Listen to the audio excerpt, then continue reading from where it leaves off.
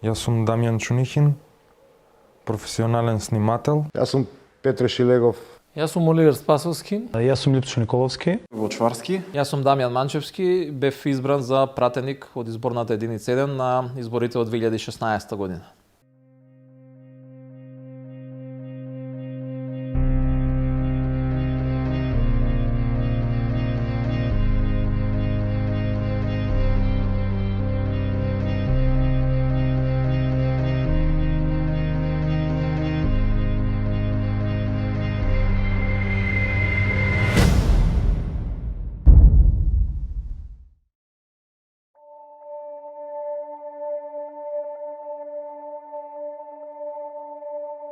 Тоа утро бев слободен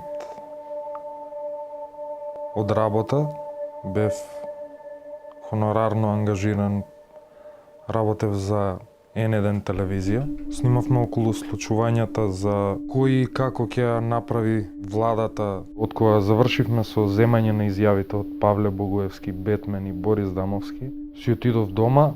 Утрото на 27 април беше сосема нормално, како и секој друг работен ден. Се случуваа истите буквално седници, истите дискусии, истите говори на пратениците од ВМРО ДПМН во тој период. Да се продолжи работното време за да престане циркусот кој се случува на конститутивната седница и да се изгласа собраниски спикер. Брзањето може само да не однесе во погрешна насока. И нашиот парламент е 8 дена заседава, личи секој ден еден на друг, како еден филм имаше со наслов Денот на Даварот, да не го раскажам, но Некако како по некој шаблон се случува работите, затоа што чинот на изборот на председател на собранието го одлагавме подолго време. Може да ме обвините и за тоа дека го кршам договорот. Ова деловник. Ве молам, не довикуете се, не мора да се покажувате пред вашиот председател. Речи си 30 дена работевме во собранието. Собранието да одлучи како ќе продолжи со сопствената работа, бидејќи волјата на пратениците, а преку нив волјата на граѓаните се изразува со множество пратеници во собранието. Ви благодарам. Сметавме дека може да дојде преку разговори со пратеничките групи, пред се со ВМРО ДПМН, кој што има таков став дека не смее да се избере председател на собрание и покрај тоа што знае дека има формирано парламентарно мнозинство. 62 со својот подпис стојат зад еден колега Тала Џафери да биде избран за председател на собранието на Република Македонија. Што тука не е јасно? После попладневните часови, веќе председателот на Социјалдемократскиот сојуз побара да станеме за да не види тогашниот спикер Трајко Велјановски. Во салата беа присутни и пратениците на ВМРО ДПМН.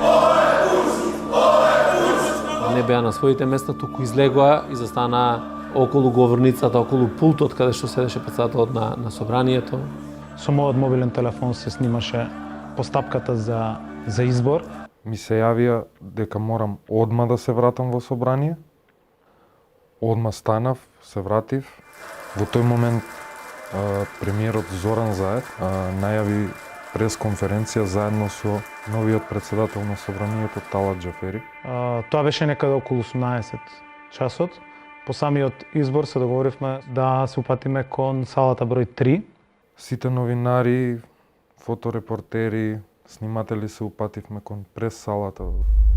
Пресот до пола течеше нормално. Почитувани граѓани, моја земјо, нека ни е честито изборот на нов председател на собранието на Република Македонија и нека ни е со среќа на сите.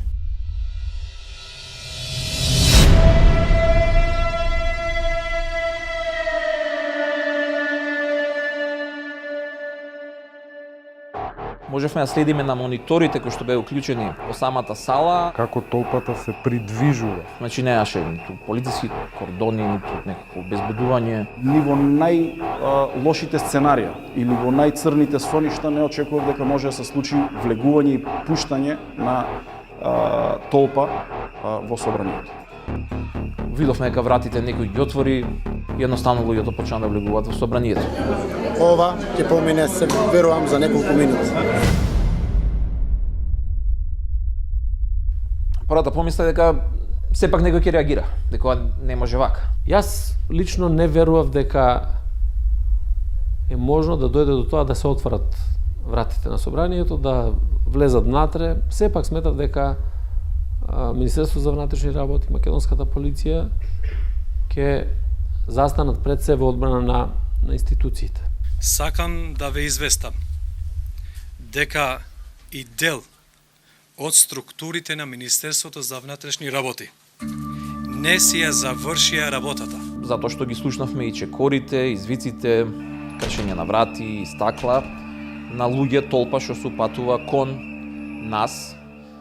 Беше очигледно дека точно знаат каде треба да додат. Имам мал милион пати влезано во собрание и ден денеска ми е исто тешко да се снајдам на каде треба да тргнам за во прес сала, за во било која од салите во собрание, затоа што е целото во лавиринти. Тоа беше една и разгневена, меѓутоа и организирана толпа да дојде да го предизвика овој настан.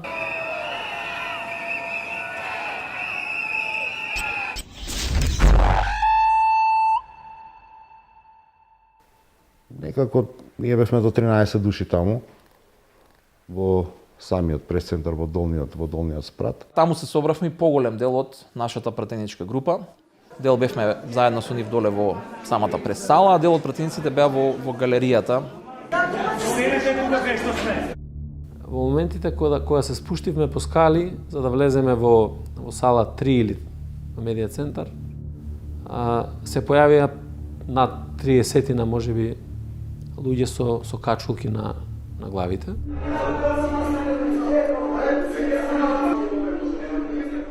Сашо Тасевски изреагира дека треба да застанат.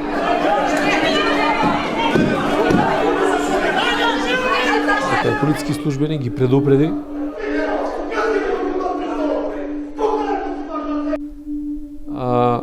Го извади пиштолот.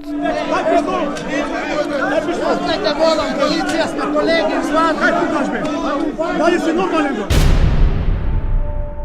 Сашо Тасевски испука предупредувачки куршуми во виз, но таа постапка не ги спречи маскираните напаѓачи и гневните демонстранти да упаднат во прес-салата на собранието.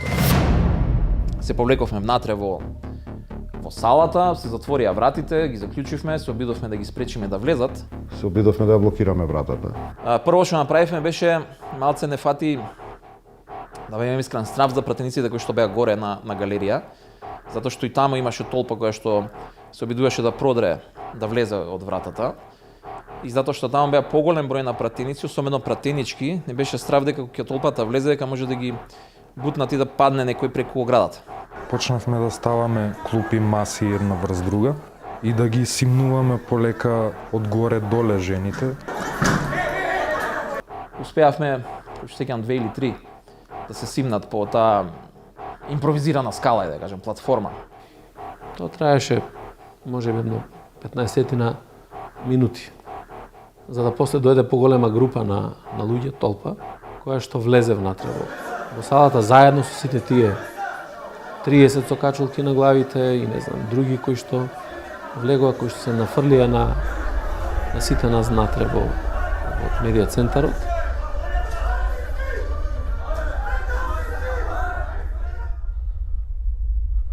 Влегоа за многу брзо време. И одеднаш таа просторија се наполни со една орда од 200-300 луѓе. Бевме набиени сите во еден ќош. Од денешен аспект кога размислувам, сметам дека токму можеби тоа не спаси.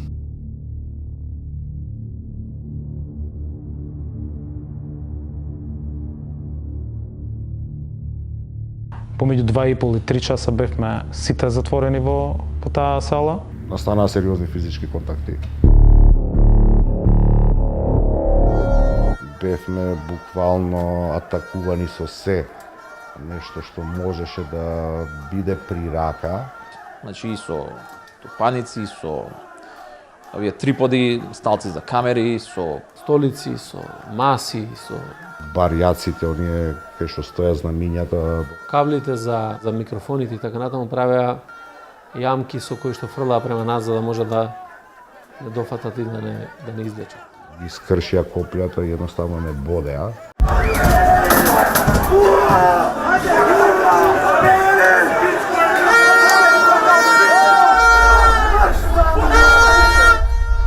разни навредливи зборови, упатува кон сите нас, ќе ви убиеме, шиптари. Сите ќе ве убиеме, еден жив нема да излезе. Убите ги шиптарите. Заев шиптар. Сите ќе умрете. На едно место две различни слики. Во пленарната Славие, во сала 3 крвави лица. Буквално се што правеа беше да има жртви.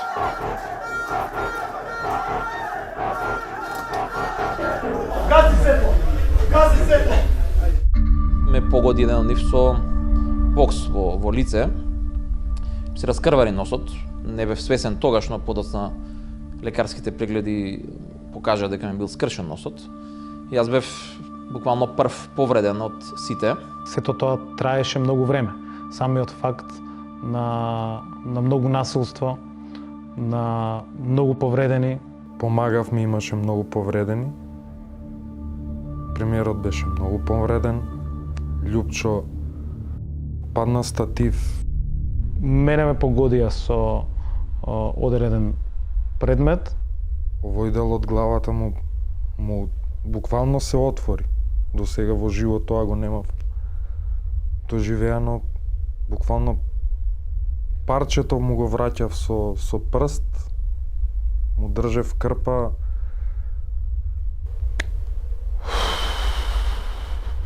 Позади мене беше актуелниот премиер Оливер Спасовски. Со негова кошула која што беше скината, се обидуваше да го сопре крвот. Едни со други кога се погледнавме, мислам дека на сите ни беше јасно дека окей, ќе останеме заедно до крај. Нонстоп бевме тука, нонстоп бевме сите заедно. Се држевме еден за друг.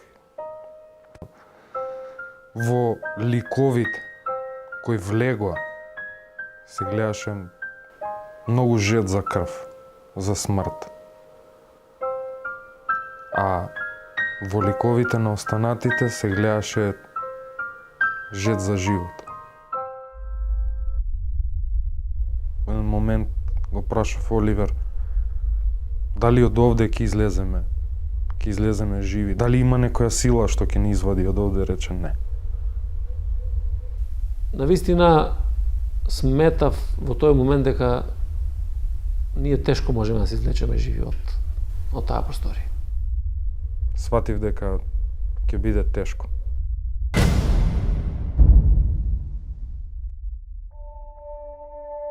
Мислам дека истрелот во воздух. Телефонот на Зоран Заев беше кај мене. Се гледаше таму преку масите дека во еден момент тепаат некого и тоа јас не можев да видам кој е тој.